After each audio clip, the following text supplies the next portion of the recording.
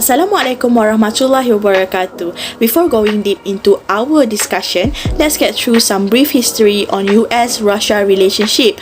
The diplomatic ties between these two countries began in 19th centuries after the Moscow government recognized US as an independent state. The ties then had the interference due to the Russian Revolution in 1917, resulting to the withdrawal of each and every American diplomat from any interaction with the Soviet Union, refused to tie any relationship with the new administration. Later on, in 1933, the informal diplomacy discontinuation from both countries resumed as normal. The diplomacy then was formally formed in the year of 1991 after the US government recognized a Russian Federation as the replacement of Soviet Union. After that, both countries pursued a good relationship with each other. Since then, a bipartisan approach was applied by US to promote healthy cooperation regarding to international affairs and the blooms of investment and trade.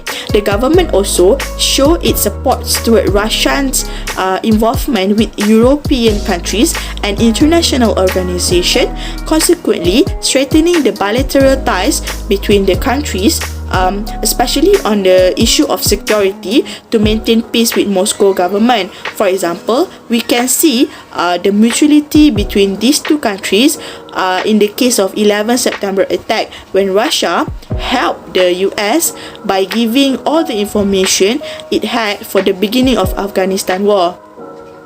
The relationship onward became way higher when Russian military took over and occupied the Crimean Peninsula in 2014, which has been said as the territory of Ukraine ever since the year of 1954. Russia subsequently breached the 1994 Budapest Memorandum that was signed by Russia itself, Ukraine, UK and US with the purpose to protect Ukraine government. In response to this action, US decided to put sanctions on Russia in all manners, including bilateral relationship and economic sectors. But not enough with this crisis, Russia also surprised the international arena by showing support to Bashar al-Assad during the civil war in Syria. Even during the Trump administration, when he intended to reconcile with Russia, he faced many objections from the Congress as they want to continue the strict sanction against the Moscow government, lead to the tension between the countries non-stop. Thank you. Russian armed forces have the most powerful ground force in the world, as well as the world's second most formidable air force and navy fleets. Russia has the world's fourth highest military budget, with 61.7 billion estimated for 2020. According to the International Institute for Strategic Studies, among the key weapons in Russia's inventory are 336 intercontinental ballistic missiles, 2,840 new metal tanks, 5,220 armored infantry fighting vehicles, more than 6,100 armored personnel carriers, and more than 4,684 pieces of artillery.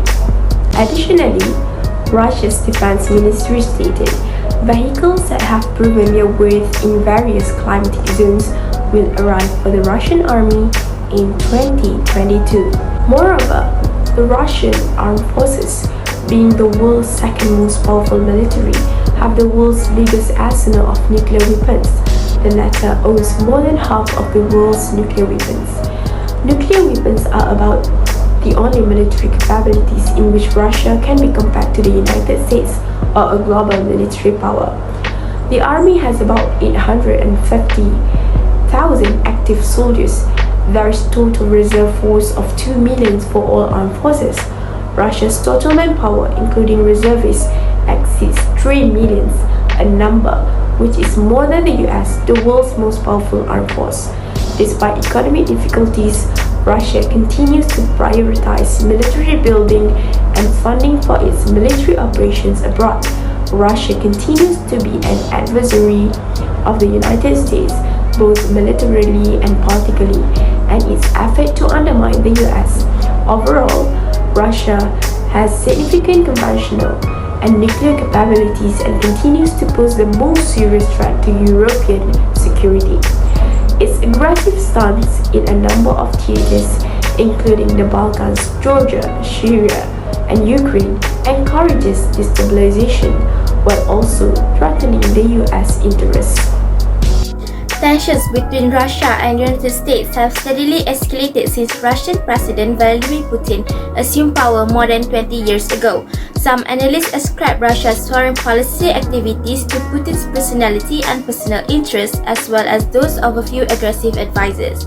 The most significant security crisis in Europe since the Cold War has erupted due to Russia's aggressiveness in Ukraine. Invading Ukraine's Crimea area in 2014, Russia sparked an ongoing insurgency in eastern Ukraine. After conducting what most observers regard as an illegal referendum, the Russian government secretly deployed the military to Crimea and declared Crimea part of the Russian Federation. Russia has extended its military presence in Crimea since 2014 and stifled local dissent, notably that of Crimean Tatars, a minority ethnic group. More than 30,000 armed Russian troops have been sent to Crimea. Russia announced intentions to permanently relocate 56th Air Assault Brigade to Feodosia, Crimea in March 2021, bolstering its regional power projection capability. Approximately 10,000 combatants and 3,375 civilians have died as a result of the conflict. Over 1.4 million individuals have been recognized as internally displaced persons in Ukraine, although many have returned home. According to Ukrainian officials, more than 375 Ukrainians are held illegally in Russian-controlled parts of eastern Ukraine and seized Crimea or Russia. Despite taking considerable punitive actions against Russia during the 7-year conflict, the United States and its allies have made little progress restoring Ukraine's territorial integrity. However, several policies were created by the US government to respond to Russia's aggressiveness. As we know, there are many foreign policy of the United States toward Russia. Russia and the United States retain major and vital foreign relations linked across the world, nuclear safety and security, non-proliferation, terrorism, and space research are all areas of the mutual interest for both countries. Therefore, there is also a treaty between the United States of America and the Russian Federation on security guarantees. These treaties aim to maintain international peace and security. The United States and Russia are no longer competitors. Despite this, both countries maintain strategic nuclear forces at levels that, if employed, will lead to the destructions of both. The United States should work with Russia to agree on equitable and provable measures to increase the warning and decision periods for its nuclear missile forces. The United States should continue to build anti-missile systems in Europe and across the world following a realistic assessment of current and future risks. The United States should promote transparency regarding Russia's forces, activities, and plans similar to what Moscow seeks from the United States concerning the United Kingdom. The United States should be ready to engage in a serious and substantial debate first with its NATO partners and then with Russia about a new inclusive European security architecture that gives Russia a significant role. It would include a quick reaction system for conflict prevention and resolutions. The United States should achieve a deal with Russia and key European nations. Besides, the US should push Russia to pursue a dialogue and openness over its substantial forces activities in Europe and Asia in a manner comparable to US effort. The United States and Russia are already taking the lead in establishing and sustaining a worldwide counter-proliferation regime. The United States should work with Russia to create and implement a specific plan with a firm deadline for achieving the greatest visible levels of security for all stockpiles of weapons usable plutoniums and highly enriched uranium across the world. In doing so, the two countries should employ their nuclear institutions' expertise, technology, criteria, and best practices as a foundation for putting United Nations Security Council resolutions into action. The United States should step up a conversation with Russia on global nuclear energy, particularly on processes and technology to limit proliferation threats, which might include the internationalization of the fuel cycle. In brief, there are many foreign policies of the United States towards Russia in terms of security and military. Besides, the United States' long-term objective is to develop a consistent and reliable relations with Russia. Now, as for Russia's foreign policy towards US, Moscow's meddling in the 2016 US presidential election, as well as what appears to be ongoing efforts to influence the 2020 election campaign, have turned Russia into a toxic political matter. Russian leadership is mainly working to implement a strategic vision or responding appropriately to situations and the actions of others, the extent to which Russian governance takes actions internationally to enhance its domestic position, and whether conditions can arise over time for Russian foreign policy to be less forceful and more in line with the US interests. President Vladimir Putin also has changed Russia into an autocratic state and become unified, which eventually returned as a major power to compete with the United States for influence. Russia cannot beat US in terms of economy nor military. However, it still can mess with US interests by engaging with other nations. Next, as the relations between these two countries has worsened, Russia's main focus is on its hybrid warfare strategies, which includes secret military forces, spreading propaganda, energy politics, cyber attacks, as well as spreading corruption as a foreign policy tool. However, all these techniques are common to Soviet Union. Next, Russia is also going for radical tools and operates in escalation control of more traditional military conflicts, ensuring that confrontations remain under the radar, are unexpected enough to keep opponents off balance, or strike the proper tone to support political beliefs. Other than that, Russia also updates its equipment to a more reliable ones instead of nuclear weapon. This is not an expansion as some have indicated, but any reduction in the arsenal size is expected to peak in the coming years.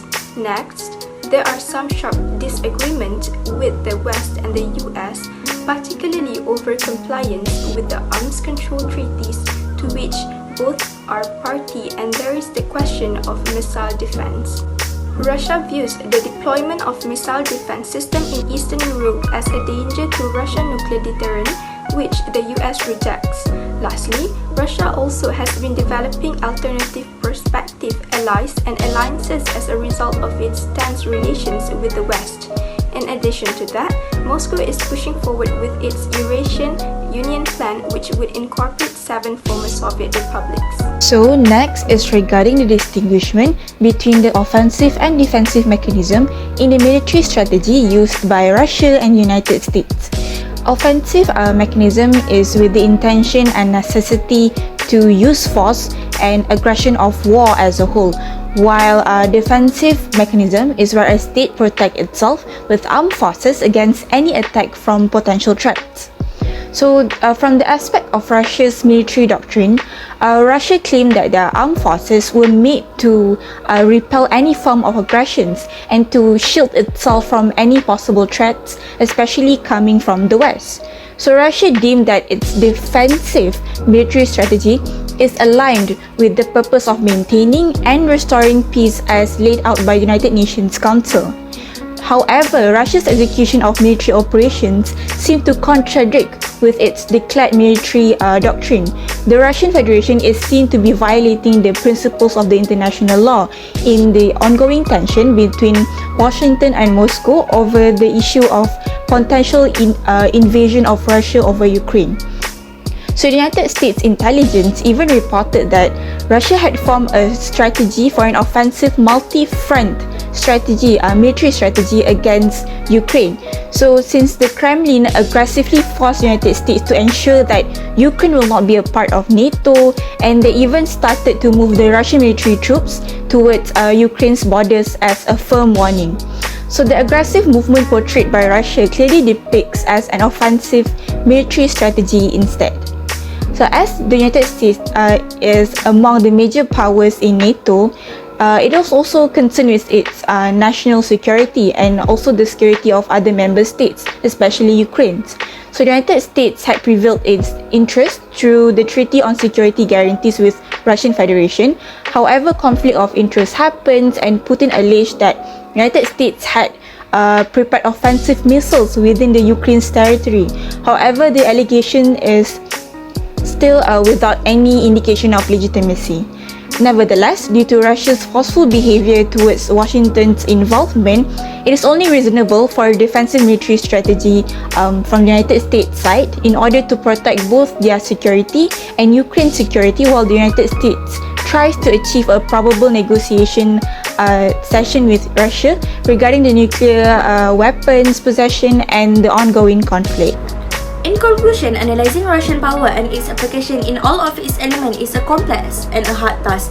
The US and its allies are understandably concerned about Russia's conventional forces and hybrid capabilities, its involvement in elections in the United States and Europe, as well as its employment of cyber operation misinformation, military and other means will continue to risk their security as long as the East-West conflict exists.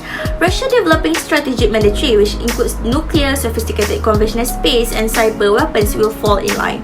Furthermore, while Russia's moderate capabilities for long-term power projection and restricted soft power appeal may not be sufficient to significantly expand its global influence, they can make Russia a useful partner for countries seeking to balance US impact or fill a void left by lack of US interest or attention. Russia will keep occupying a major part of the agenda of US foreign policy due to its enormous size in continent of a region. The influence of Russia has made the US cannot afford to just ignore their power. However, in response to this issue, it is critical to avoid reacting to every incident of Russian action and instead pursue objection based on a realistic assessment of Russian intention and capabilities. The US and its allies feel threatened by Russia's activities, but their concern has lessened because Russia is more attracted to other parts of the world, for instance, the Arctic, Asia Pacific, and Africa. This is due to the little impact they have on the core of US economic or security prosperity. The competitive nature of the US and Russian relationship will remain for many years, led by competing interests, beliefs, and worldviews. Because both countries pursue global goals. They are destined to cross paths in different regions of the world. To reduce the possibility of conflict, they must regulate their competitiveness. That's all from us. Thank you.